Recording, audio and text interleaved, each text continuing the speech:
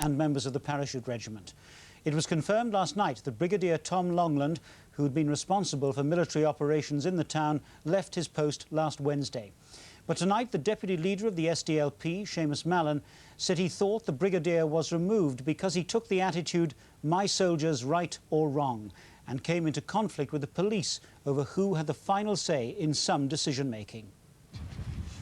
Never in the 23 years the army has been deployed on the streets of Northern Ireland has such a senior officer been transferred from his command.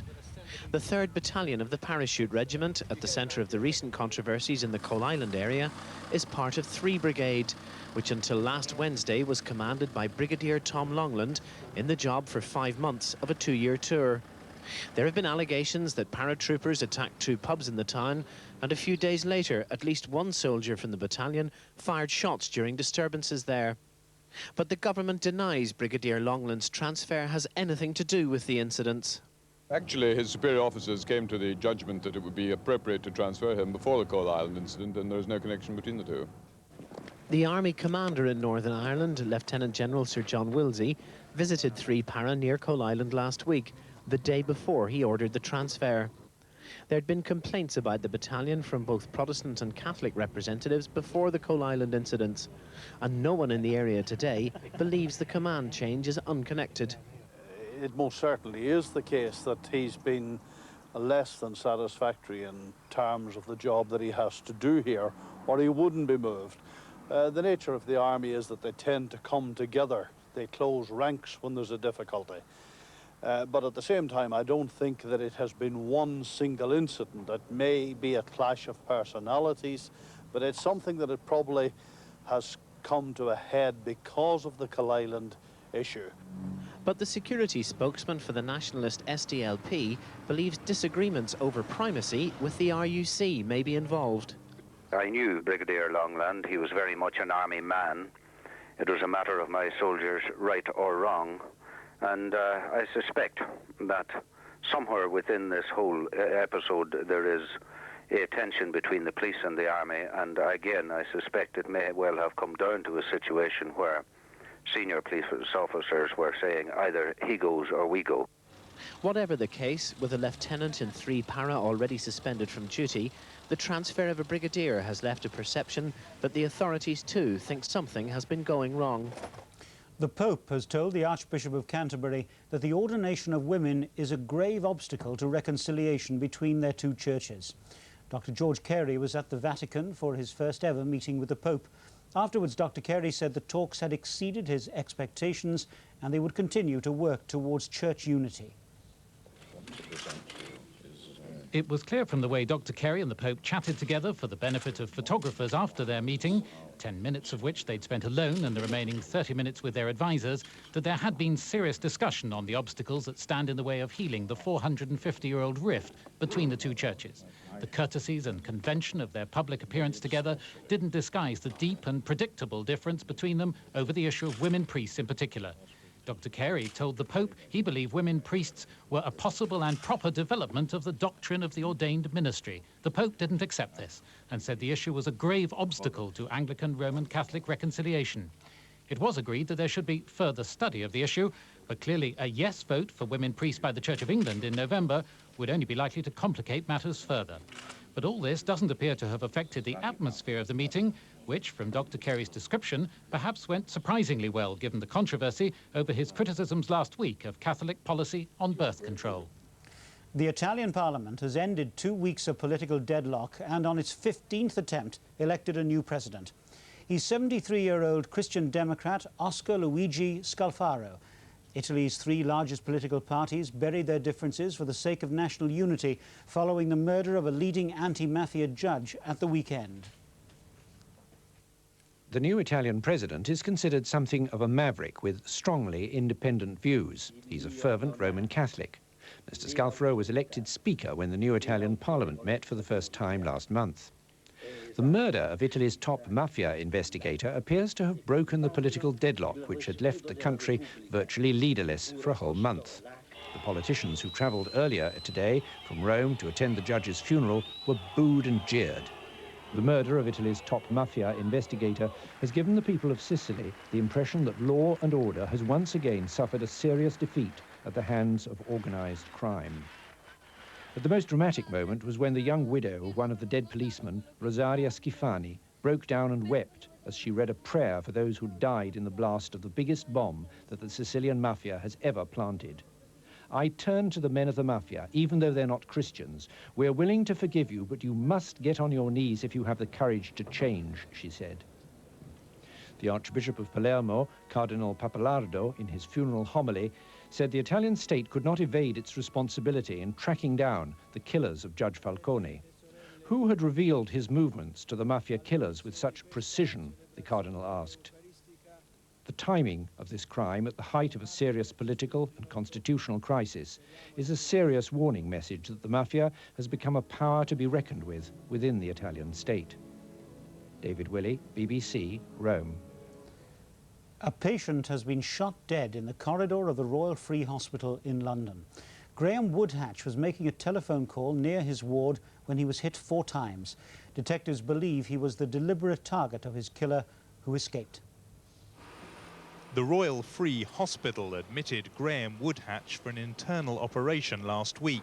The 38-year-old murder victim had just been released on bail, charged with threatening to kill a colleague from the roofing company he worked for.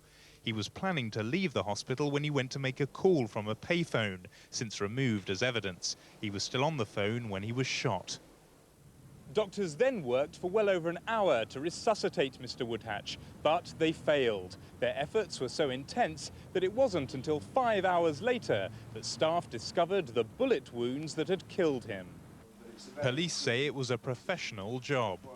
It's very clear already from my inquiries that whoever caused this grave harm to Mr. Woodhatch was intent on causing it to him and him alone. The fact that Graham Woodhatch was a specific target has convinced detectives there's no general threat to this or any other hospital. Police in Coventry have issued the description of a man they want to question about the murder of 3-year-old Carl Kennedy.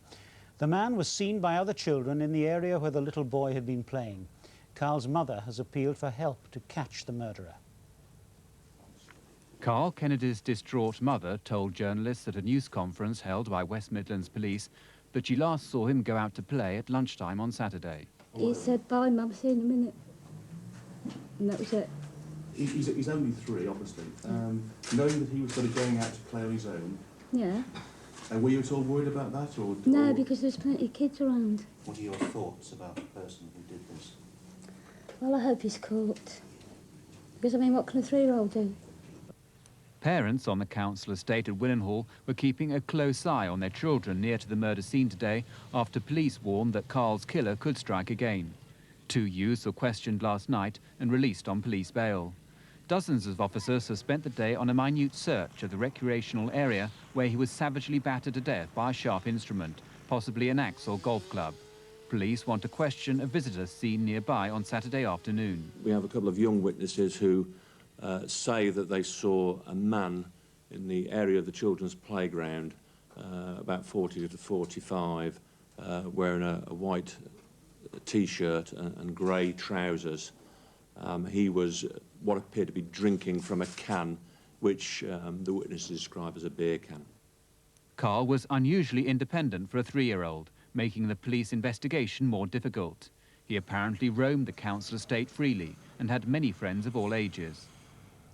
On the eve of a European Community meeting to discuss sanctions against Serbia, United Nations officials have condemned Serb paramilitaries who forced civilians from their homes.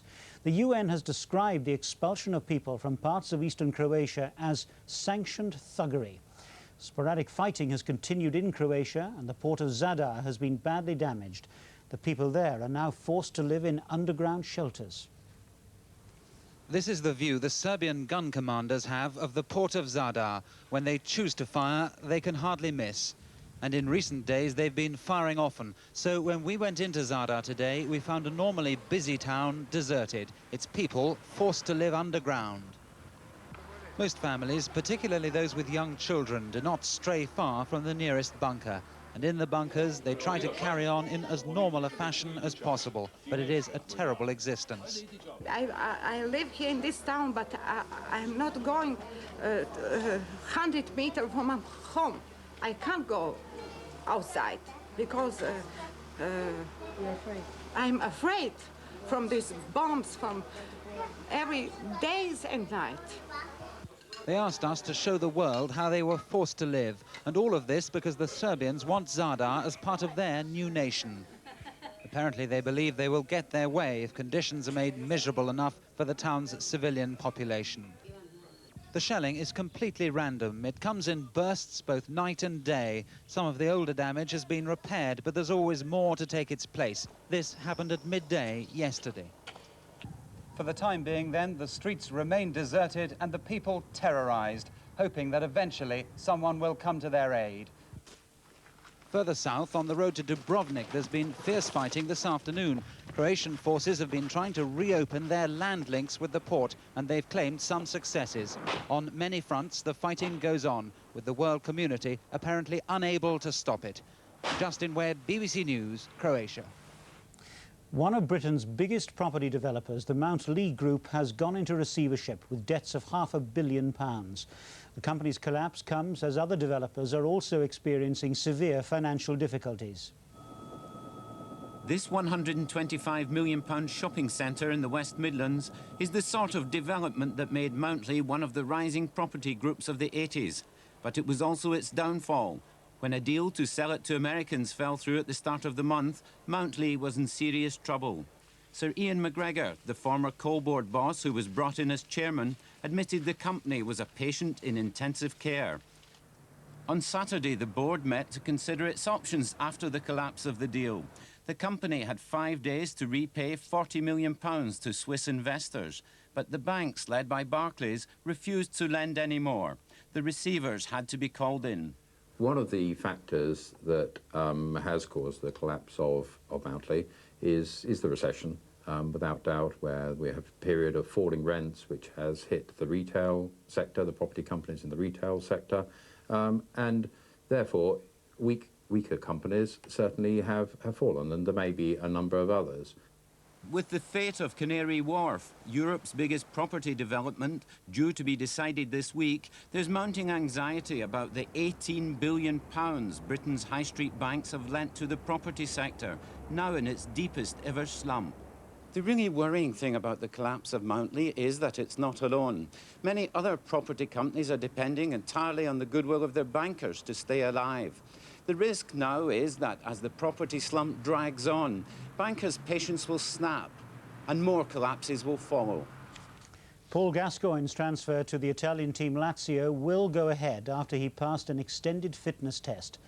Gascoigne returned to London from Rome this evening after Lazio's doctor confirmed that the club no longer have any doubts about the knee he injured in the 1991 FA Cup final. Gascoigne will sign for Lazio for £5.5 million tomorrow. Blackburn Rovers will play in football's new Premier League next season. They won their place by beating Leicester City 1-0 at Wembley in the playoff for promotion from Division 2. 15 months after the stress of being Liverpool manager became too much, Kenny Dalglish was under the spotlight again, watching his expensively assembled Blackburn team take a half-time lead against Leicester.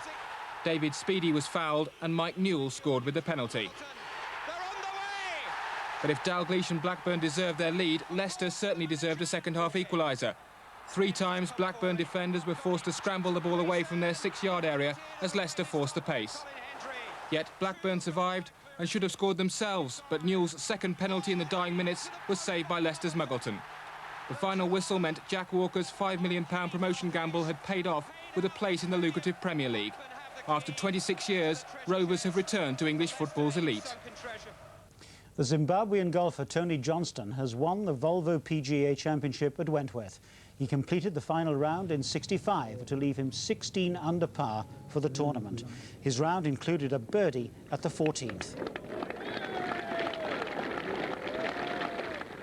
On the 18th, Johnston finished 2 shots clear of the rest of the field and collected the £100,000 first prize. Nelson Mandela has met the International Olympic Committee in Switzerland to discuss the number of athletes South Africa will be allowed to send to this summer's Barcelona Games. The organisers say overall the number of competitors will have to be reduced by around 2,000 because a record number of countries are taking part and there isn't enough accommodation for everyone. Nelson Mandela's meeting with the Olympic movement's president Juan Antonio Samaran came exactly 2 months before the opening of the Games, on deadline day for athletes and officials' accreditations. South Africa's athletes have until recently been required to run solely in domestic competition like the Mine Mile, and their comparative abilities in international sport are largely unknown. South Africa hasn't competed in the Olympics since 1960, but its reintroduction as a multiracial team in Barcelona is regarded as a major political success both in Pretoria and in Lausanne. The Republic's request for 188 places was almost 3 times more than the 68 originally allocated. But today's meeting produced a private agreement that Mr. Mandela described as very positive. He said he was going home with good news for his athletes. Others may not be treated with such consideration.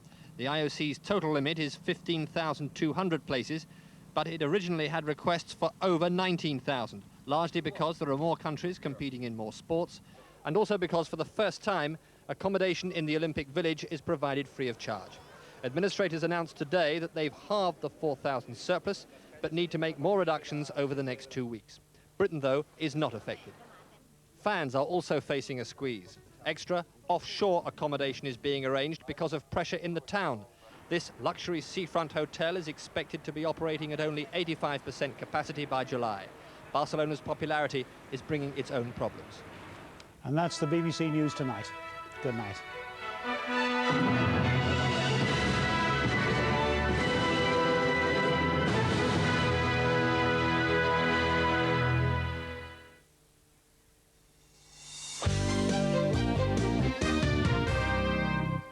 Good evening.